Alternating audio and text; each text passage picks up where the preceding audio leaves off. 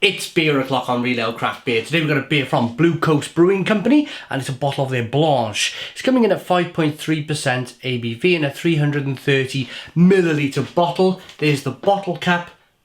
Without further ado, let's get this beer out into a glass and see what we get. I'm looking forward to it. Woo-hoo-hoo! Look at the smoke on the bottle opening. Wow. Beer in the glass.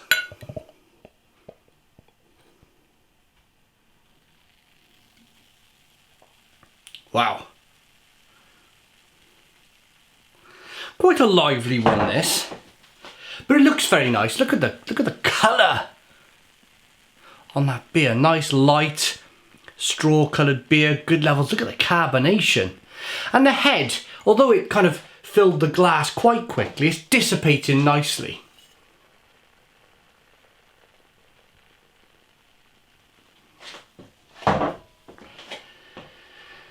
It looks good, and it's starting to haze now. A little bit of haze in there.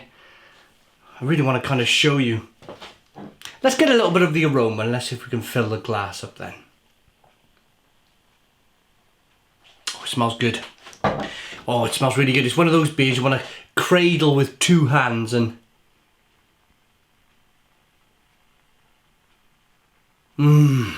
This is like light berries. Like a really nice light blueberry or something like that. Nice light malts coming through. It's like wafer kind of aromas. Here we go. Right, this is a better example of the beer. So most Blanche, most white beers, wit beers, call them what you want. They're generally hazy. It's part of the style of the beer. Let's dive in. I'm dying to get into this one. Cheers, everybody.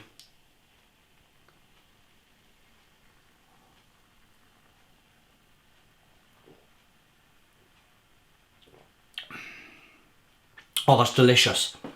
Oh, that's absolutely delicious. Stone the crows.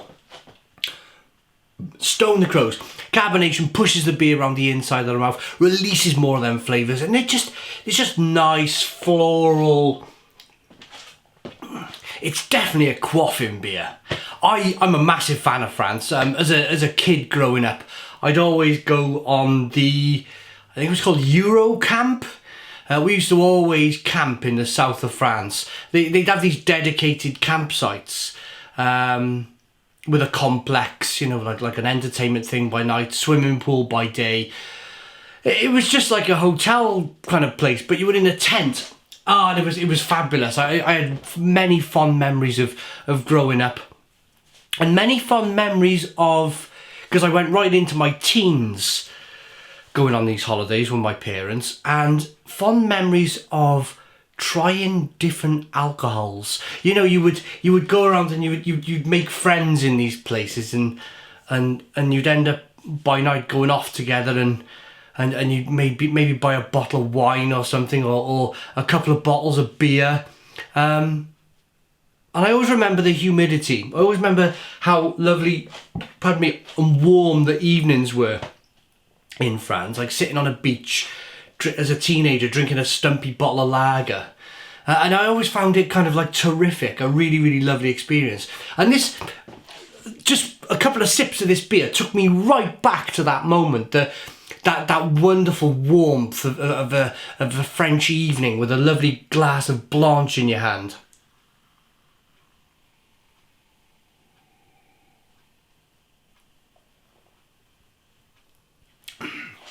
It's just so light and airy, just so drinkable.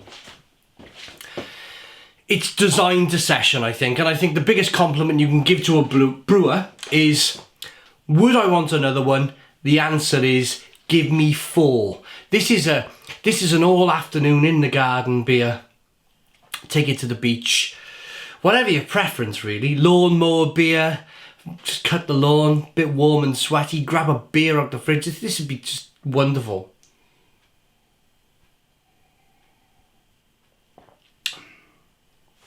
I'm still getting that kind of light fruit on the back end. Of course, it's the hops that are kind of producing these flavours. It's not real blueberries or nothing like that, but it's just giving off this lovely hoppy kind of blueberry, light kind of straw, fruity, raspberry flavours. It's terrific.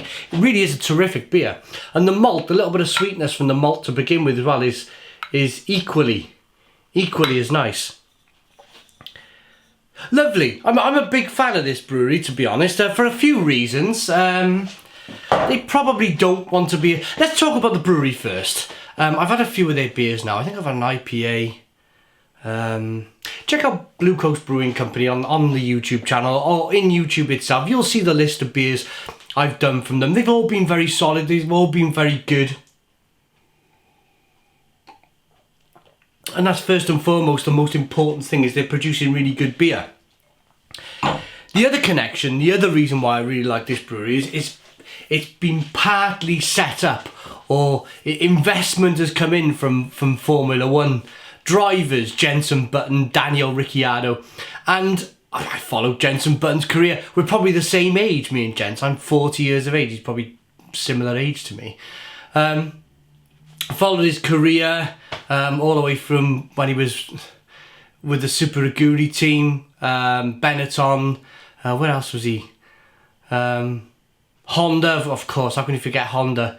Him and Mikasalo racing. I remember Monaco, Mikasalo getting a really good start from Monaco. He made about 5 places, and they were kind of like right at the top of the grid. Another thing about Formula One is with Jenson Button, he was such a smooth driver.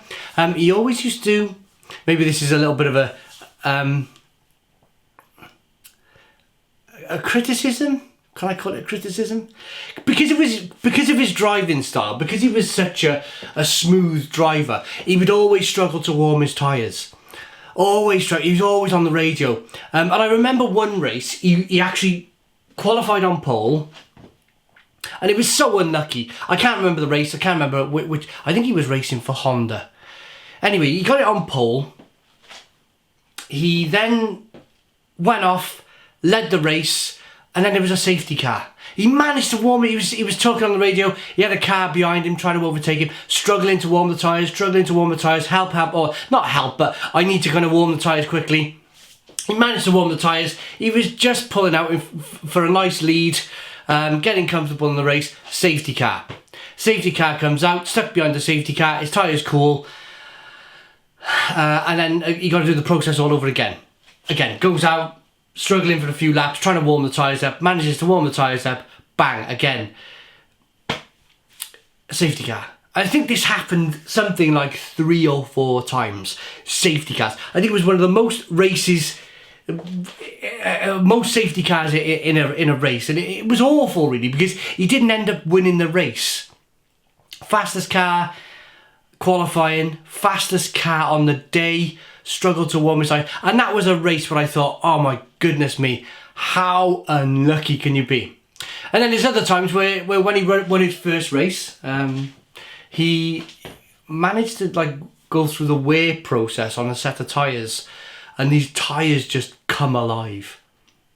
These tyres come alive, and he just stayed on them lap after lap after lap, and he was mightily quicker than anybody else, and he went through and won his first Grand Prix. And then who can forget Braun? Braun, I got the book, I got the hats, I got the t-shirts. That was 2009. Towards the end of the season, when it was kind of getting to the critical stages, like on a Thursday or a Friday coming up to race weekend, I'd have sleepless nights. I'd have sleepless nights about it, because he was so close. But the other teams were like eating into his lead all the time. I think it was Red Bull and a young Sebastian Vettel was eating into his lead massive, and he just got over the line. He finished 5th in Japan, I think, to win the world championship, and it was just relief. It was like 4 sacks of potatoes off each shoulder just suddenly fell off, and I was like, thank goodness for that, because I was such a Jenson Button fan. Then of course he went to McLaren. He outscored Lewis Hamilton. Throughout their time together at McLaren, and I found it really, for me, this has turned into a Formula One chat now, but I don't mind. I'm a Jenson Button fan, and he's invested in this brewery. For me, that beer's terrific. Oh, what was I going to say? I just found it, for me, Jenson Button is an all-time great Formula One driver. If he had a chance at Ferrari, when Ferrari were at his peak, because he always beat his teammate, always beat his teammate. Even in the first year of racing against Alonso, he outscored Alonso. I think the second year, Alonso outscored him, but overall, I think their time together at McLaren, I think Jenson Button, points-wise, outscored Fernando Alonso. And Fernando Alonso was considered to be one of the greatest drivers of all time. So, for me, Jenson Button was, if you put him in a Ferrari, put him in a great McLaren car, a great Mercedes car, I think he would have won multiple world championships. Anyway, you've tuned in for the beer. I'm showing my passion for Formula One now. I'm a massive Formula One fan. Quickly on Danny Ric, if you like. I've always liked Danny Ric. I personally think he's 10% better than Max Verstappen. I think for commercial reasons, Max Verstappen, I think maybe somehow he was more of a sponsor. He was easier to get sponsors. He was an easier sell, I think, for Red Bull somehow to advertise their car. It's all about money. Everything in life boils down to money. Danny Ric was a much better, well, I say much better, 10%. I think if he was in this 2019 car, Danny Ric, I think he would have won the races that Verstappen had won. I like Alex Albon. I think he's a great driver. Give him a chance. I think he'll do okay.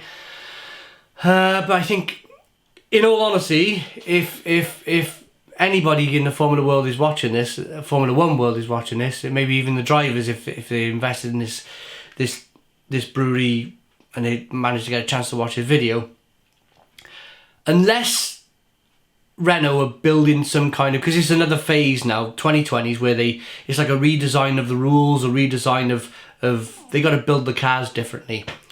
So always in that era, there's a step change. Somebody always and Renault did it once. Renault did it back when Alonso won his 2 world titles. There was a change in the rules, and Alonso managed to be at the Renault at the time, and he won his 2 world championships with the fastest car on the grid. Unless Renault have got something special coming for next year, regulation changes, I think Danny Ric will say himself he's made a mistake in going to Renault. The Verstappen-Ricciardo battle would have been tremendous this year. I definitely wouldn't think he would have won some races, Ricciardo. Has he wasted a year or 2 of his life going to Red Bull? The point is he's 30 now, I think. And it's like he's in the prime of his life. I mean, I can't understand why Mercedes or Ferrari didn't come in for him. When you sit on the sofa and watch a Grand Prix every weekend or every other weekend, you can see, even people like me can see the decisions that need to be taken by Ferrari or by Mercedes. They're obvious decisions. But of course, it's money, it's politics, it's everything else, isn't it? And mostly money and mostly politics. The reason why he didn't end up in a Ferrari or indeed a Mercedes. Maybe they didn't want the Hamilton-Ricciardo battle. Or they didn't want Vettel being outshone by a teammate. Charles Leclerc. Anyway, I'm going to rate this beer now. I've been gassing on long enough. I've enjoyed this chat with you guys. I've enjoyed this chat standing in my kitchen, talking to myself, talking to a camera.